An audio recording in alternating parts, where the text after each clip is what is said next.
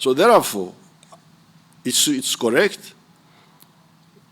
I don't know what the judge who spoke before I came said. It's a fact that here we have been pushing for human rights from our student days, not just now.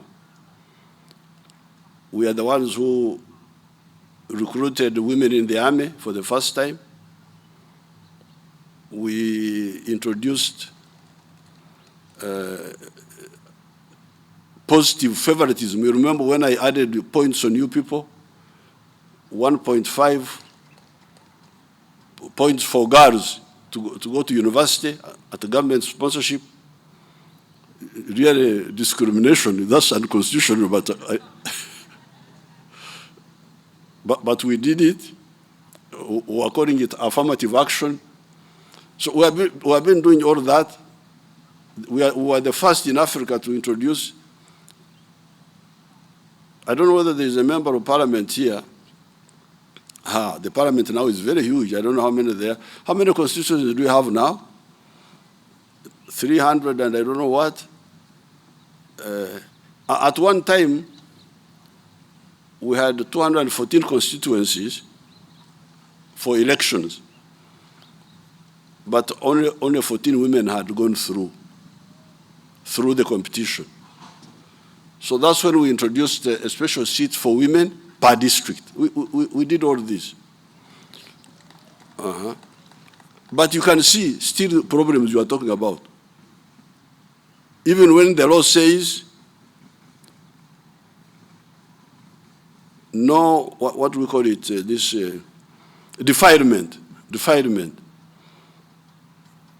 To deal sexually with a girl who is below 18, it is a defilement, and the punishment is death.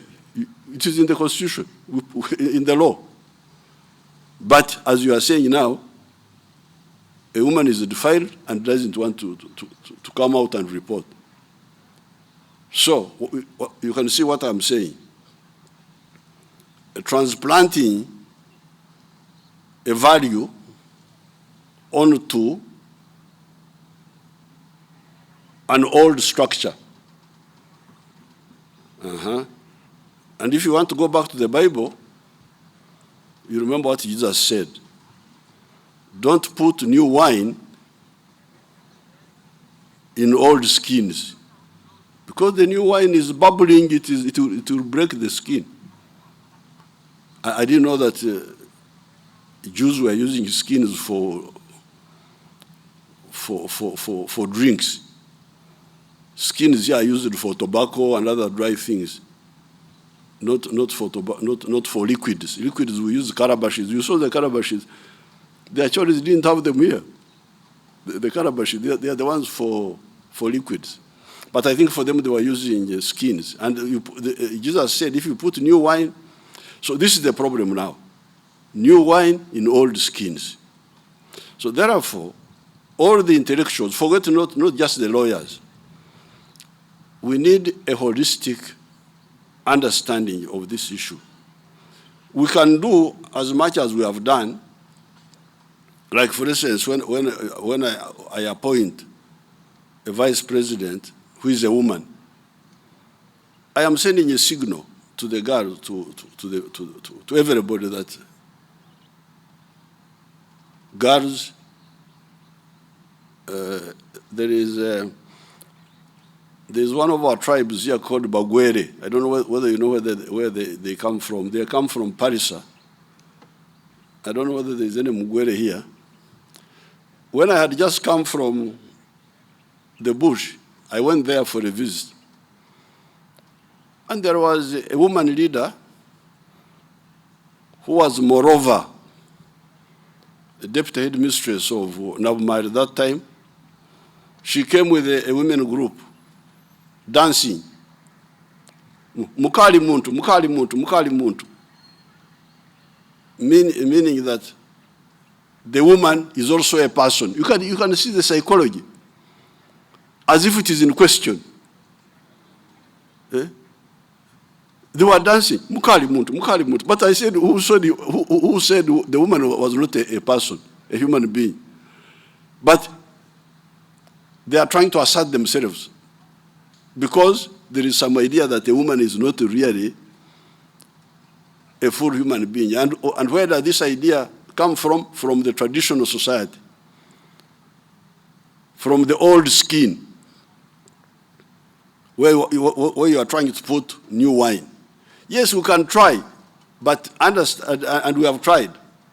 In fact, I liked her so much, I appointed her RDC. Until recently, when she was a bit tired, and then I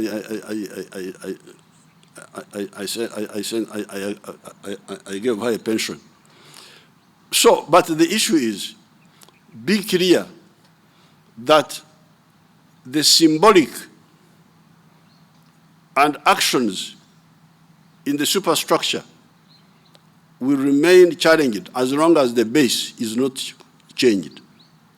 And what does the base mean? The base means we must phase out the peasantry and build a middle class, skilled working class like in Europe. That's what they have done. If you do that, it will be much easier to consolidate the gains of the women movement. But then, what Chief Justice Owinjidoro also told you right now comes in. And that's why we did an understanding with our people, our partners in the West. When here we are struggling to change the society, and we are passing through two ways. One way is universal education, everybody to go to school. This one is not well understood by the advocates, you people who advocate for women's rights. You don't support me. I'm always fighting alone. And the universal education, to be fully implemented, I had introduced in 1997, almost a quarter century ago, free education. Banish school charges in schools so that the children study free in the government schools. But you hear some of the head teachers bring back the cost, then the school drop out, children drop out of school. Then, So you, the movement of women, support free education. So that path of transformation through education is not interfered with. I'm struggling with the local parasites. These head teachers are local parasites. They look at children as a source of money. Instead of implementing our policy of free education, money. They're always bringing money.